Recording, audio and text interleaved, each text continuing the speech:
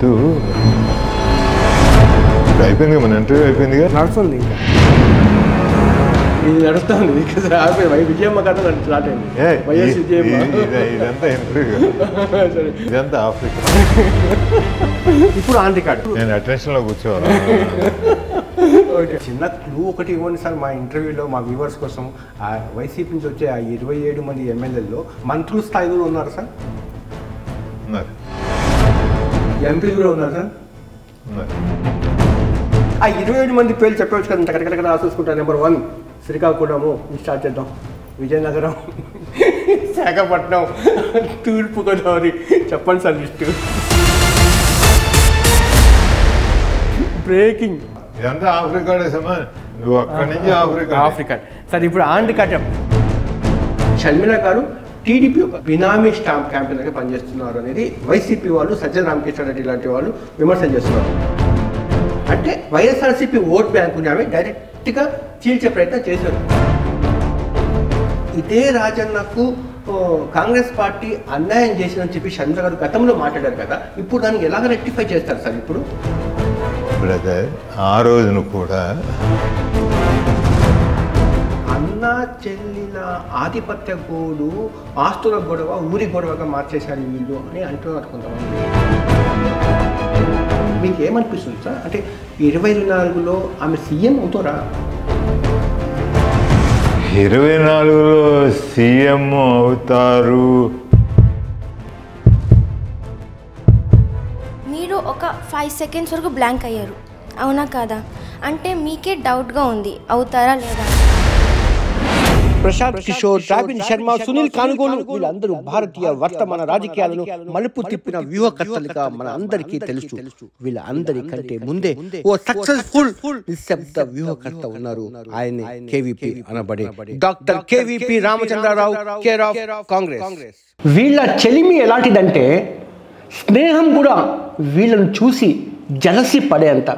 అందుకోసమే ప్రకృతి వీళ్ళను విడదీసింది, కాలం దూరం జరిపిందేమో అనిపిస్తుంది. వైఎస్ఆర్కు ఆత్మగా మెలిగిన కేవీపీ ఆ తర్వాత జగన్మోహన్ రెడ్డి ఛాయలకు కూడా పోలేదు. ఇప్పుడు వైఎస్ఆర్ గాలాల పట్టికి రాజకీయ రక్షణ కవచంగా మారారు. ఈ ఫోటోను బాగా క్లోజ్ గా అబ్జర్వ్ చేయండి. ఈ మౌనంతో మొదటిసారి మాట్లాడించబోతున్నాను. పంటి బిగువున అదిమి పెట్టిన ఆవేదనను మా కెమెరాల సాక్షిగా పెదవి విప్పబోతున్నారు. నమస్కారం సార్. నమస్కారం జాఫర్ భాయ్, స్వాగతం. ఇట్లు మీ జాఫర్ ఛానల్ కూడా స్వాగతం. మీ నోట రావడం. ఆల్ ద బెస్ట్ యూ తల్లి. Thank you sir. Good luck. Sir, ఈ రాజకీయ చాణక్యుడికి చంద్రగుప్తుడు షర్మిల రూపంలో దొరికారా? నువ్వు నా గురించి కొంచెం ఎక్కువ ఊహించుకుంటున్నావు. చాణక్యుడు అనేవాడు ఒక మహానీయుడు. అంటే అంతటి మహానుభావుడితోటి నన్ను పోల్చడం డెఫినెట్గా కరెక్ట్ కాదు. తిమ్మరసు వాళ్ళు గ్రేటెస్ట్ ఆఫ్ ఆల్ టైమ్స్ వాళ్ళు. వాళ్ళతోటి మనం పోల్చుకోవద్దు. సార్, ఇప్పుడు మీ రాజకీయ ఆశయం ఏంటి సార్? షర్మిలమ్మ గారికి ముఖ్యమంత్రిని చేయడమా? షర్మిల గారు కూడా అదే చెప్పారు. నా తండ్రి ఆశయ సాధన కోసం రాజన్న రాజ్యాన్ని రాష్ట్రంలో సక్రమమైన పద్ధతిలో తీసుకురావడం కోసం నా చేయమని చెప్పారు. అంతేగాని ఆవిడెప్పుడు నేను ముఖ్యమంత్రిని అవ్వాలి అనేది ఆవిడ చెప్పలేదు. ఆమె ఉద్దేశం ఇక్కడ రాజన్న రాజ్యం ఇప్పుడు లేదని చెప్పా అర్థం. అంటే జగన్మోహన్ రెడ్డి రాజన్న రాజ్యం స్థాపిస్తాడు జగను అని నేను జగన్ని హృదయపూర్వకంగా సపోర్ట్ చేశాను. నా యొక్క సర్వశక్తులు దానికోసం దారపోశాను. నా కుటుంబాన్ని కూడా త్యాగం చేశాను. కానీ రాజశేఖర రెడ్డి గారు ఊహించిన రీతిలో, రాజశేఖర రెడ్డి గారు ఆశించిన రీతిలో ఈవేళ పరిపాలన జరగట్లేదు. కాబట్టి నేను జగన్ గారి పరిపాలనా విధానాన్ని వ్యతిరేకిస్తున్నాను అని ఆవిడ చెప్పడం జరిగింది. అంటే షర్మిల గారికి చెప్పిన ఈ మాటలో జనాలు యాక్సెప్టెన్స్ ఉంటుందంటారా సార్? ఖచ్చితంగా ఉంటుంది, ఖచ్చితంగా ఉంటుంది. ఆవిడకి రాజశేఖర రెడ్డి గారి లెగసీ ఉంది.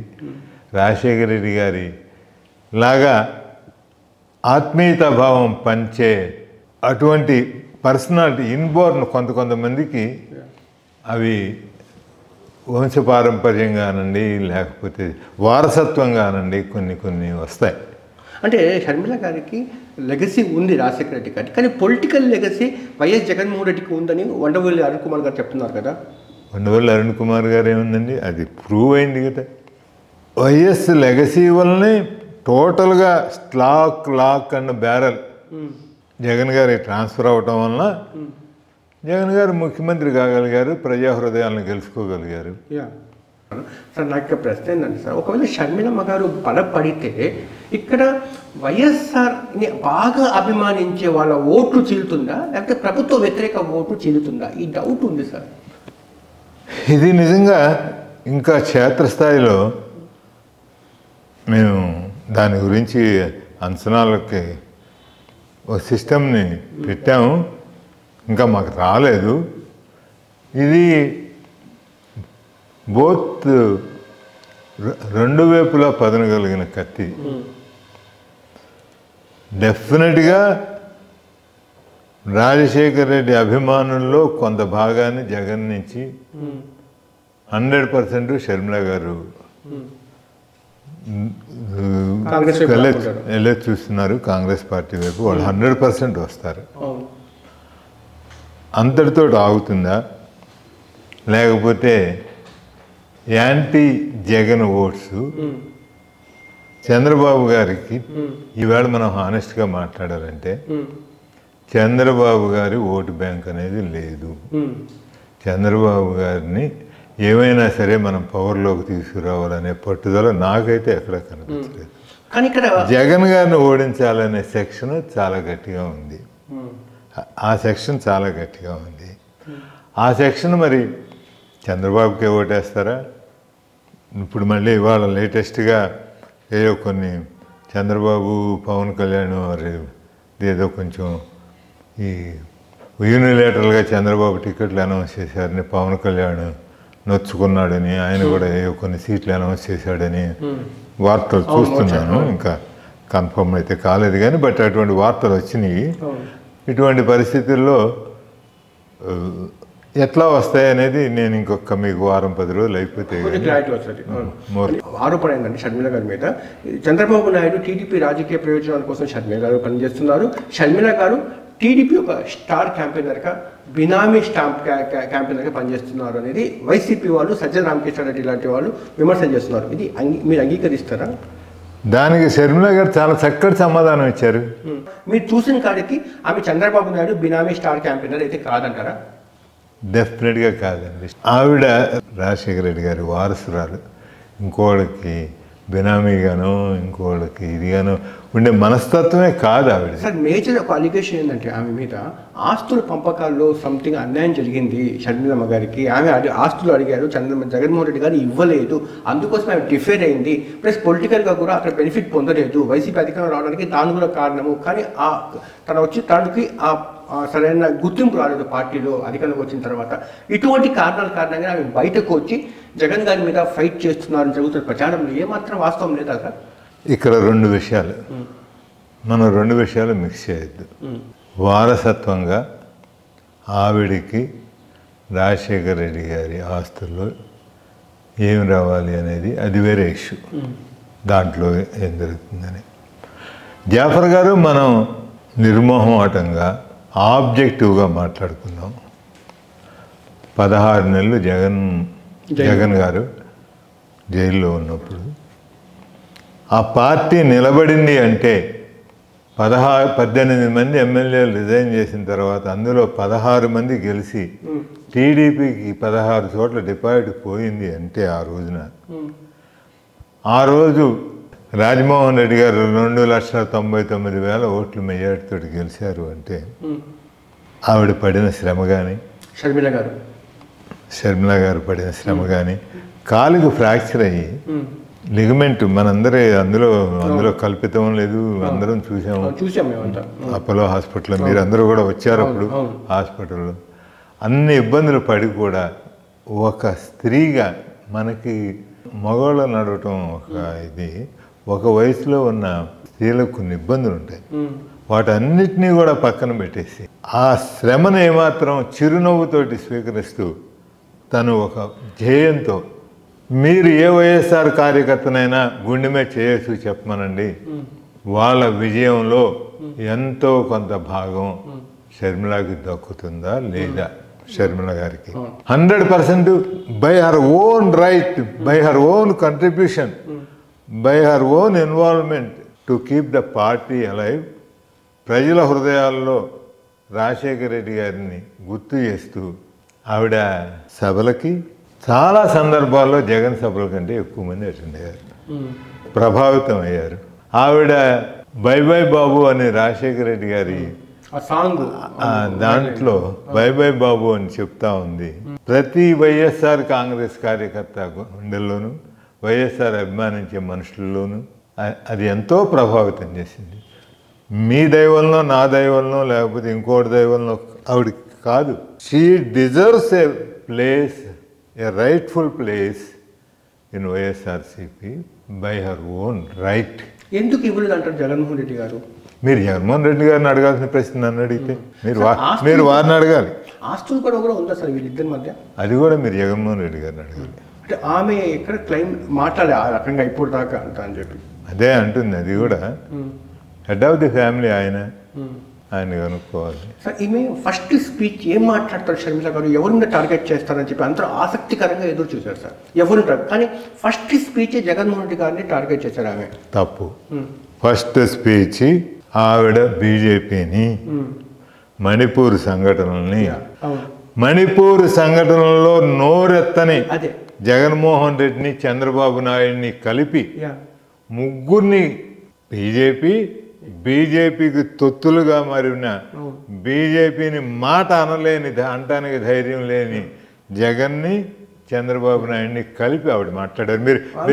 మీరు మళ్ళీ ఒక్కసారి రిఫర్ చేసుకోండి. నేను అన్న మాట చెప్తాను. మణిపూర్ సంఘటన చూసిన తర్వాత గుండె గాయమవుతా ఉంది. మణిపూర్ సంఘటనలో ఎక్కువ మంది గాయపడ్డవాడు క్రిస్టియన్స్. ఒక క్రిస్టియన్ అయ్యుండి కూడా స్పందించకపోగా జగన్మోహన్ రెడ్డి గారు ఒక హిందూ ప్రభుత్వానికి సపోర్ట్ చేయడం నాకు చాలా నచ్చలేదు అని చెప్పారు అనమాట. హిందూ ప్రభుత్వాన్ని అనలేదు, బీజేపీ ప్రభుత్వాన్ని చేసుకుంటాను. బీజేపీ ప్రభుత్వాన్ని సపోర్ట్ చేయాలి అంటే దీన్ని బట్టి ఏంటంటే ఆమె మాట ఏంటంటే చంద్రబాబు నాయుడు కూడా ఈక్వల్గా చంద్రబాబు నాయుడు కూడా ఒక్క మాట అనలేకపోతున్నాడు ఇతను అని చెప్పి జగన్మోహన్ రెడ్డి, చంద్రబాబు నాయుడు బీజేపీ తొత్తులుగా మారారు. ఈవేళ రాష్ట్రంలో ఉన్న 25 మంది ఎంపీలు, 175 మంది ఎమ్మెల్యేలు బీజేపీ వాళ్ళే. వాళ్ళకు ఒక్క నోటా కంటే తక్కువ ఓట్లు వచ్చినా టోటల్ ఎమ్మెల్యేలు, ఎంపీలు సపోర్ట్ చేస్తున్న ఏకైక రాష్ట్రం రాజ్యసభ మెంబర్లతో సహా, ఎమ్మెల్సీలతో సహా అని అన్నారు. ఇక్కడ ఏంటంటే ఆమె చెప్పిన దాంట్లో ఒక లాజిక్, ఒక మ్యాజిక్ ఏంటంటే ఇప్పుడు క్రిస్టియన్స్ అంటే ఎక్కువ శాతం మంది, మొత్తం కాకుండా ఎక్కువ శాతం మంది కన్సల్టేట్ అయ్యారు వైసీపీకి. అంటే వైఎస్ఆర్సీపీ ఓట్ బ్యాంకుని ఆమె డైరెక్ట్గా చీల్చే ప్రయత్నం చేశారు. అమ్మా మీ క్రిస్టియన్స్ మీకు సపోర్ట్గా జగన్మోహన్ రెడ్డి గారు లేరు అన్నది ఆమె తన మొదటి స్పీచ్లోనే బయటకి చెప్పడం జరిగింది. నేను ఇక్కడ మళ్ళీ మీతోటి డిఫర్ అవుతా ఉన్నా. మణిపూర్లో రాహుల్ గాంధీ గారు భారత్ జోడో యాత్ర, భారత్ జోడో న్యాయ యాత్ర మొదలుపెట్టారు. కాంగ్రెస్ పార్టీ కార్యక్రమం ఇచ్చింది మణిపూర్ తోటి మొదలు పెట్టాలని. ఈవిడ్ని అక్కడికి ఆహ్వానించారు భారత్ జోడో యాత్రకి. సో ఆవిడ ఒక సాటి క్రిస్టియన్గా ఆవిడ ఆ పాయింట్ ఒకటి ఎక్స్ట్రాగా చెప్పుండొచ్చు తప్ప దాంట్లో జగన్మోహన్ రెడ్డితో పాటు ఈక్వల్గా బీజేపీ అరాచకాలను ఖండిస్తూనే చెప్పింది. ఇది ఈ అరాచకాలను వీళ్ళు ఖండించలేకపోతున్నారు అనే మాటే చెప్పింది. ఇప్పుడు రాజన్న రాజ్యం రావాలి అని చెప్పి షర్మిల గారు ముందుకెళ్తున్నారు కదా, ఇదే రాజన్నకు కాంగ్రెస్ పార్టీ అన్యాయం చేసిందని చెప్పి షర్మిల గారు గతంలో మాట్లాడారు కదా, ఇప్పుడు దాన్ని ఎలాగ రెక్టిఫై చేస్తారు సార్? ఇప్పుడు దీంట్లో మనం రకరకాలుగా ఊహించుకుంటున్నాము. ఒకప్పుడు వైఎస్ఆర్సీపీ వాళ్ళు రాజశేఖర రెడ్డి గారి హెలికాప్టర్లో కూడా వేరే రకరకాలుగా ఉన్నాయని చెప్పి ఆ స్థాయిలో అపార్థాలు ఉండేవి. అప్పట్లో రోసయ్య గారు, రఘువీరారెడ్డి దీంట్లో సలహా మేరకు నివృత్తి చేయాలి ఇవన్నీ. నేను కూడా ప్రత్యక్ష సాక్షిని చిదంబరం గారికి ఫోన్ చేసి ఈ అనుమానాలన్నీ నివృత్తి అవ్వాలంటే సిబిఐ ఎంక్వైరీ వేయాలని చెప్పారు. రాజశేఖర రెడ్డి గారి మరణం మీద వేయటం జరిగింది. ఆ రోజున సిబిఐ కూడా కాంగ్రెస్ చేతిలో ఉంది కాబట్టి దీన్ని మేము నమ్మటం ఎట్లా అని అంటే, నువ్వు అధికారంలోకి వచ్చిన తర్వాత నీ బీజేపీ మీరందరూ ఒకటే కదా, టోటల్గా బీజేపీ వాళ్ళన్నా వ్యతిరేకిస్తున్నారేమో కానీ మోడీ గారిని ఎక్కడన్నా లోపల వైఎస్ఆర్సీపీ టోటల్గా బీజేపీ సపోర్టే కదా. మరి మీరు వేసుకోవచ్చుగా, మళ్ళీ సిబిఐ ఎవరు వద్దాం లేదుగా. ఆ రోజుల్లో మీరు బాధపడిన క్షణాలు కూడా మనకి ఆ రోజు మీద చాలా వార్తలు వచ్చాయి. మామూలుగా కాదు జాఫర్ భాయ్, అవును, నాకు 60 ఏళ్ల వరకు బీపీ లేదు, షుగర్ లేదు.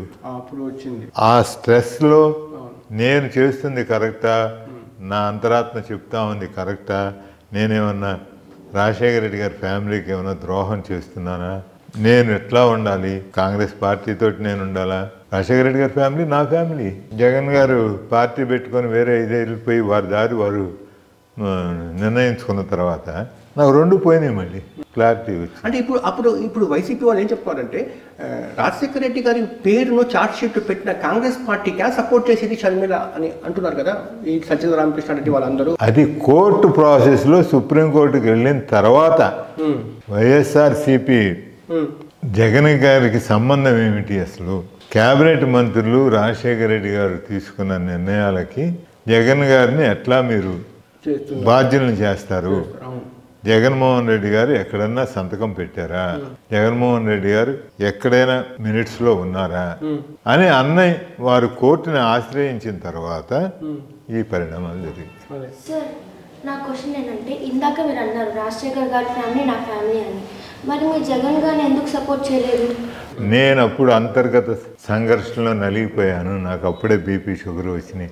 నేను చేస్తుంది కరెక్టా కాదా, డిస్ఇన్ఫర్మేషన్ క్యాంపెయిన్ జరుగుతూ ఉండేది అప్పట్లో. రాజశేఖర రెడ్డి గారికి విరోధులందరూ ఢిల్లీలో ఉండి వాళ్ళకు తోచిన విధంగా, వాళ్ళకి అప్పటి వరకు వాయిస్ లేదు. సార్ కానీ మీరు అన్నారు కదా రాజశేఖర రెడ్డి గారు చాలా లాయల్గా పార్టీకి ఉంటారని, అలా జగన్ గారు కూడా ఆయన బ్లడ్డే కదా, ఆయన కూడా అంతే లాయల్గా ఉంటారు కదా పార్టీకి.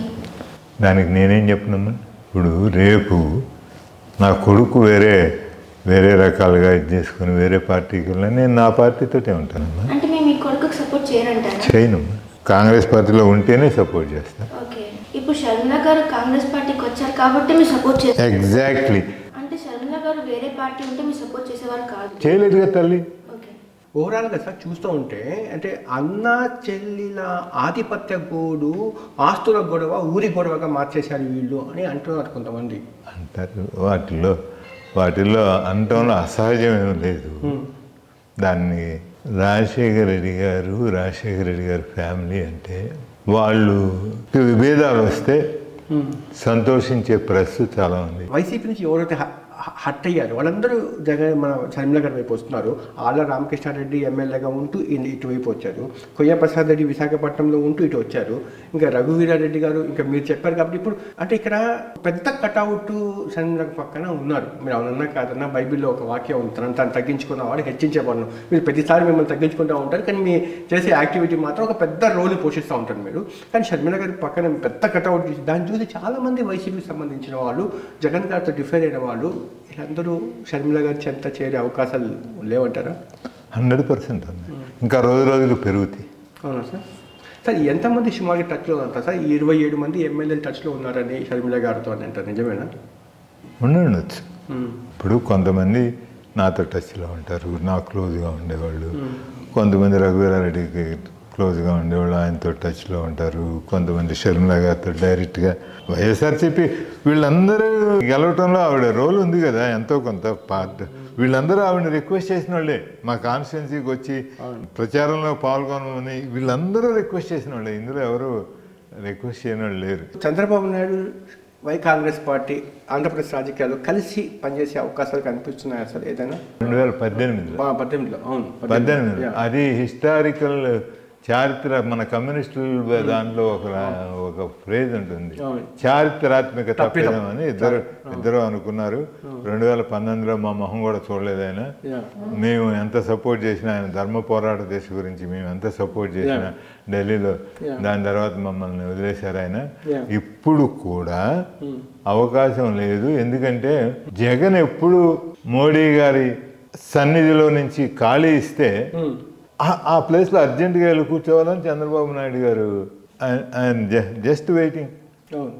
సార్ ఇప్పుడు ఈ షర్మిల గారు చేసిన ప్రస్థానం చూస్తే, జనాల ఆదరణ చూస్తూ ఉంటే మీకు ఏమనిపిస్తుంది సార్? అంటే 2024లో ఆమె సీఎం అవుతారా? 24లో సీఎం అవుతారు అవ్వరు అనేది నేను చెప్పలేను, కానీ ఒక పొటెన్షియల్ సీఎం క్యాండిడేట్గా ఆవిడ ప్రొజెక్ట్ అవుతారు. అంతవరకు నేను ఎమ్మెల్యే టికెట్లు కనీసం 5 వస్తాయా? 100%. ఎన్ని వస్తాయి సార్? డబల్ డిజిట్ దాడుతుంది, 100% దాడుతుంది. అంటే 10 రీజనబుల్గా ఒక గుర్తింపు పొందే స్థాయిలో ఎమ్మెల్యే సీట్లు వస్తాయి. అంటే 20 మంది వస్తారా మీరు చెప్పిన డబుల్ సీట్? అంటే తక్కువ లేకుండా వస్తారు. అంటే ఇప్పుడు చెప్పారు 20 తక్కువ లేకుండా వస్తారు. అంటే 27 మందికి కూడా వైసీపీ నుంచి వచ్చిన వాళ్ళందరూ కండవ కప్పిస్తారు మీరు? ఇంకా చూడాలి. నేను డెఫినెట్గా విధాన నిర్ణయాల్లో లేను నేను. సార్ అంటే ఇప్పుడు షర్మిల గారు సీఎం అవుతారని డాడీ అడిగినప్పుడు మీరు ఒక 5 seconds వరకు బ్లాంక్ అయ్యారు, అవునా కాదా? అంటే మీకే డౌట్గా ఉంది అవుతారా లేదా అని. అది నేను ఏ విధంగా చెప్పాలనే దానికి ఆలోచించి నేను చెప్పాను. అది పొటెన్షియల్ సీఎం క్యాండిడేట్ కింద మటుకు 100% ప్రొజెక్ట్ అవుతారా లేదా అనేది. సార్ నా డౌట్ ఏంటంటే వై లాస్ట్ మినిట్ అని, ఇంకా ఎలక్షన్స్కి ఇంకా ఓన్లీ 2-3 months ఉన్నాయి. అవును తల్లి, దేనికి కూడా పాలిటిక్స్లో ఒక టైమింగ్, ఒక ఇది అనేది ముఖ్యం. అంటే లాస్ట్ మినిట్లో వచ్చి గెలుస్తారని ఎంత నమ్మకంతో ఎలా ఉండగలరు సార్? తప్పదమ్మా, నువ్వు పూర్వంలాగా లేవు, నువ్వు మా తరంలో లాగా ఆలోచిస్తున్నావు. ఇప్పుడు ఈ తరంలో ఎట్లా ఉందంటే, ఇప్పుడు నువ్వు నేను మాట్లాడుకుంది నాకంటే జాఫర్కి ఉన్న గ్లామర్ వలన కొన్ని మిలియన్స్ చూస్తారు, ఫ్యూ ల్యాక్స్ అయితే 100% చూస్తారు. రాష్ట్రంలో నలుమూలలో చూస్తారు. అవసరం లేదమ్మా, ఇవాళ ఉన్న సిస్టంలో చాలా తక్కువ టైం. కానీ బయట టాక్ ఏమొస్తుందంటే సార్ లాస్ట్ మినిట్లో వచ్చి అంటే టార్గెట్ వైఎస్ఆర్ పార్టీకి టార్గెట్ చేసినట్టు అవుతుంది కదా. కాదమ్మా, ఆ సందర్భం అట్లా వచ్చింది. 27వ తారీఖు ఛార్జ్ తీసుకుంది, ఇంక లేట్ ఎక్కడ చేసింది తల్లి? ఆమె కూడా పోటీ చేస్తారు సార్, షర్మిల గారు కూడా పోటీ చేయబోతున్నారా? పార్టీ ఆవిడ చెప్పిన మాట ఏంటంటే, పార్టీ ఏ విధంగా ఆదేశిస్తే నేను ఆ విధంగా నడుచుకుంటాను. బయట ప్రచారం కర్ణాటక నుంచి ఒక రాజ్యసభ తీసుకొని ఇక్కడ పనిచేస్తారనేది. ఇప్పుడు కాంగ్రెస్ పార్టీలో రాజ్యసభ గురించి డిసైడ్ చేయగలిగింది నాకు తెలిసి 3 వ్యక్తులు, సోనియా గాంధీ గారు, రాహుల్ గాంధీ గారు, మల్లికార్జున ఖర్గే గారు. వీళ్ళలో ఏ ఒక్కరైనా మీకు చెప్తే మీరు నమ్మండి. ఆవిడ చెప్పిన మాట, నాకు పార్టీ ఏ రోల్ అప్పు చెప్తే నేను ఆలోచన ఎమ్మెల్యేగా ఉందా ఎంపీగా పోటీ చేయాలని సార్? దాని మీద she left it to the party. మిమ్మల్ని నేను చాలాసార్లు ఈ మధ్యకాలం ఈ 5 yearsలో 1-2 సార్లు మీకు ఇంటర్వ్యూ చేసినప్పుడు ఒక ఇంపార్టెంట్ విషయాలు మీరు అడిగినప్పుడు మీరు ఏంటంటే సమయం వచ్చినప్పుడు చెప్తాను జాఫర్, ఇప్పుడు కాదు, నేను ఒక సైనికుడిని, కాంగ్రెస్ పార్టీకి సంబంధించింది, ప్లస్ కాంగ్రెస్ పార్టీ రాజకీయాలు కూడా నేను ఇన్యాక్టివ్గా ఉన్నాను అప్పుడు ఇంటర్వ్యూ చేసేటప్పుడు చెప్పాడు. ఆ సమయం ఇప్పుడు వచ్చిందే అని అనుకుంటున్నాను సార్. ఇప్పుడు నీకు బోల్డ్ విషయాలు చెప్పాను, ఇంతవరకు ఎవరికి చెప్పని విషయాలు బోల్డ్ చెప్పాను. ఇప్పుడు మనం మూలంలోకి వెళ్తే సార్, మీరు ఒకసారి మీకు అభ్యంతరం లేని చోట అంశాలు మీరు మాట్లాడే ప్రయత్నం చేయండి. నువ్వు అడిగినట్టు అన్నిటికీ నేను సమాధానం చెప్పారు. నేను గతం సంబంధించిన కొన్ని ప్రశ్నలు సార్. జగన్మోహన్ రెడ్డి గారికి సీఎం చేయడానికి అన్ని రకాలుగా అర్హుడు ఆ సమయంలో ఆయన, కానీ ఎందుకు పార్టీ అధిష్టానం ఆయనకి చేయలేదు సార్? ఆ రోజు హైకమాండ్కి రాజశేఖర రెడ్డి అంటే పార్టీలో చాలామంది అన్నాం, కొంతమందికి కనీసం అసూయ, ఒక రకమైన కోపం ఉన్న పీపుల్ ఉన్నారు. వారు అంతకుముందు వాళ్ళకి శక్తి లేదు. ఎప్పుడైతే ఇక్కడ ఈ కన్ఫ్యూజన్ వచ్చిందో, ఇటువంటి వాతావరణం ఏర్పడిందో, వాళ్ళందరూ విజృంభించారు ఢిల్లీలో. జగన్మోహన్ రెడ్డి గారికి కానీ నాకు కానీ అప్పట్లో నేను కన్ఫ్యూజన్లో ఉండేవాడిని. జగన్మోహన్ రెడ్డి గారికి అసలు ఢిల్లీతోటి పరిచయమే లేదు. ఆయన 2009 ఎంపీ అయ్యే వరకు ఆయనకి అసలు ఢిల్లీ కానీ కాంగ్రెస్ పార్టీ హైకమాండ్ తోటి ఇది కానీ ఉండేది లేదు. ఆ సమయాన్ని బాగా రాజశేఖర రెడ్డి గారి వ్యతిరేకులు దాన్ని వాడుకున్నారు. అప్పుడు కొన్ని నిర్ణయాలు జగన్మోహన్ రెడ్డి గారిని కొంచెం ఆయన కాంగ్రెస్ పార్టీ నా పట్ల ఫెయిర్గా లేదు, ఒక ఉద్దేశపూర్వకంగా చేస్తూ ఉంది నిజం కాదు అని. నిజమా కాదా అంటే 2 రకాలుగానూ ఆర్గ్యుమెంట్స్ ఉన్నాయి దాంట్లో. ఇంకా ఇబ్బంది పెట్టాను ఎందుకంటే మీరు your belongs to Congress party, ఎందుకోసం నేను ఇబ్బంది పెట్టాను. 3 reasons యాక్చువల్గా వైసీపీ సంబంధించిన అభిమానులు మీ గురించి చిన్న బాధ, ఆవేదనతో కూడిన బాధ ఏంటంటే 3 సందర్భంలో సంక్లిష్టమైన పరిస్థితి వచ్చింది జగన్మోహన్ రెడ్డి ఫ్యామిలీకి. ఆ సమయంలో పక్కన నిలబడిపోయింటే బాగుండేది జగన్మోహన్ రెడ్డి పరిస్థితి అని చెప్పి. ఒకటి ఏంటంటే సిబిఐ కేసు పెడుతున్నప్పుడు, ఒకటి. రెండో అంశము కుటుంబంలో చీలిక వచ్చి వైఎస్ వివేకానంద రెడ్డి ఎంపీకి పోటీ చేసి ఆ సమస్య వచ్చినప్పుడు జగన్మోహన్ రెడ్డికి మీరు అండగా లేరు, ఫ్రెండ్ వాళ్ళ కొడుకు అండగా లేరు అన్నది ఒక బాధ. ఇందులో మొదటి పార్టు అవగాహన రాహిత్యం వలన హైకమాండ్ తోటి కమ్యూనికేషన్ గ్యాప్ వలన హైకమాండ్ తోటి డిఫరెన్స్ ఏర్పడింది అనేది నా కన్విక్షన్, నేను నమ్మేది. అదే విషయంలో షర్మిల గారు కూడా ఆవిడ హైకమాండ్ని అపార్థం చేసుకోవడం జరిగింది. ఆవిడ చాలా చక్కగా ఎక్స్ప్లెయిన్ చేశారు. నాకు చాలా రిజర్వేషన్స్ ఉండేవి కాంగ్రెస్ పార్టీ హైకమాండ్ మీద, కాంగ్రెస్ పార్టీ రాజశేఖర రెడ్డి గారి పేరు సిబిఐలో పెట్టడం మీద, దాని మీద నేను చాలా పబ్లిక్గా చాలా క్రిటికల్గా మాట్లాడాను కాంగ్రెస్ పార్టీ గురించి, వాళ్ళ పెద్దల గురించి, విధానాల గురించి. కానీ వారితోటి హృదయపూర్వకమైన ఇంటరాక్షన్ జరిగి 1-to-1 ఇది జరిగిన తర్వాత వారు సోనియా గాంధీ గారు నా కళ్ళల్లో కళ్ళు పెట్టి చూసి నన్ను హృదయానికి హత్తుకొని, అమ్మ రాజశేఖర రెడ్డి బిడ్డని నేను హత్తుకొని మాట్లాడుతున్నానంటే నా సొంత బిడ్డని నేను తీసుకున్నట్టుగా నాకు ఆ ఫీలింగ్ వస్తూ ఉంది. నీ కళ్ళల్లో చూసి నేను ధైర్యంగా చెప్పగలుగుతున్నాను, రాజశేఖర రెడ్డి అనే వ్యక్తిని నా కుటుంబం కానీ కాంగ్రెస్ పార్టీ కానీ ఒక డిఫరెంట్ దీంట్లో మా కుటుంబ సభ్యుడిగా మేము చేశాం, కానీ కళలో కూడా మేము అతనికి ద్రోహం చేయాలని కానీ నష్టం చేయాలని కానీ మేము అనుకోలేదమ్మా అని ఆవిడ చెప్పిన విషయంతో, రాహుల్ గాంధీ గారు నాతోటి చెప్పిన విషయాలతోటి నేను పూర్తిగా సంతృప్తి చెందాను. నేను వారు హృదయపూర్వకంగా చెప్తున్న విషయాలని నేను నమ్మాను అని ఆవిడ చాలా చక్కగా చెప్పారు. నాకు తెలిసిన షర్మిల గారు అసత్యాలు చెప్పరు. అవునా సార్? ఆవిడ పర్సనాలిటీలోనే లేదు అది. సార్, ఇంకా కుటుంబంలో చీలిక వచ్చినప్పుడు వైఎస్ వివేకానంద రెడ్డికి ఎంపీగా పోటీ చేసినప్పుడు అప్పుడు నిలబడలేదనే ప్రశ్నకు జవాబు ఏముంటుంది సార్? 100% నేను హైకమాండ్ తోటి నాకు సర్వ విధాలా నేను ప్రయత్నం చేశాను అది జరగకుండా ఉండాలని చూడటం. నేను ఫెయిల్ అయ్యాను. కాంగ్రెస్లో వైఎస్ఆర్ బొమ్మ ఎక్కడ కనబడలేదు, ఎందుకు సార్ వీళ్ళు అవాయిడ్ చేస్తారు తెలంగాణ కాంగ్రెస్ వైఎస్ఆర్కి? మీరు పొరపాటు పడుతున్నారు. మీటింగ్స్లో మీరు పొరపాటు పడుతున్నారు. రేవంత్ రెడ్డి గారు కానీ, అంతకుముందు ఉత్తమ్ కుమార్ రెడ్డి గారు కానీ, బట్టి విక్రమార్క గారు కానీ ఏ సంవత్సరము రాజశేఖర రెడ్డి గారి జయంతి రోజున రాజశేఖర రెడ్డి గారి విగ్రహానికి రాజశేఖర రెడ్డి గారికి నివాళులు అర్పించటం ఏ రోజు మానలేదండి. మీరు you have to correct your self. ఎలా ఉంది సార్ రేవంత్ రెడ్డి పాలన? రేవంత్ రెడ్డి గారి పాలన చక్కగా ఉంటుంది. బాగా చేస్తారు సార్. మనం ఇక్కడ ఆపేసేద్దాం, మళ్ళీ అది వేరే పెట్టుకుందాం. సార్, వైఎస్ విజయమ్మ గారు మానసికంగా కొంచెం నగిలిపోతున్నారు కదా సార్? ఐ రియల్లీ ఆవిడ పాపం దురదృష్టం రాకూడదు, అది అటువంటి సిచ్యువేషన్ రాకూడదు. ఎట్లా 2 కళ్ళు ఆవిడ కూతురా కొడుక అనేది ఏ తల్లికి కూడా రాకూడదు. అటువంటి నిజంగా నా లెవెల్కి నాకే ఫ్యామిలీయా పార్టీయా నేను చేసేది కరెక్టా కాదా, రాజశేఖర రెడ్డి గారు చనిపోయిన రాజశేఖర రెడ్డి గారు నన్ను క్షమిస్తాడా లేదా అని బీపీ షుగర్ వస్తే నాకు ఇప్పుడు ఆవిడ పరిస్థితి ఎట్లా ఉండాలంటే అసలు ఊహించలేము. ఇప్పుడు మీరే చెప్తున్నారు ఒక 29 మెంబర్స్ దాకా వైసీపీ ఎమ్మెల్యే టచ్లో ఉన్నారు, ప్లస్ 20 మంది దాకా గెలిచే అవకాశాలు ఉన్నాయి మనకు అని చెప్పి అంటారు. సుమారుగా డబల్ చూటు వెరీ రీజనబుల్గా అంటే రేపు బ్యాచ్ వస్తుంది. ఇవాళ ఉండకపోవచ్చు.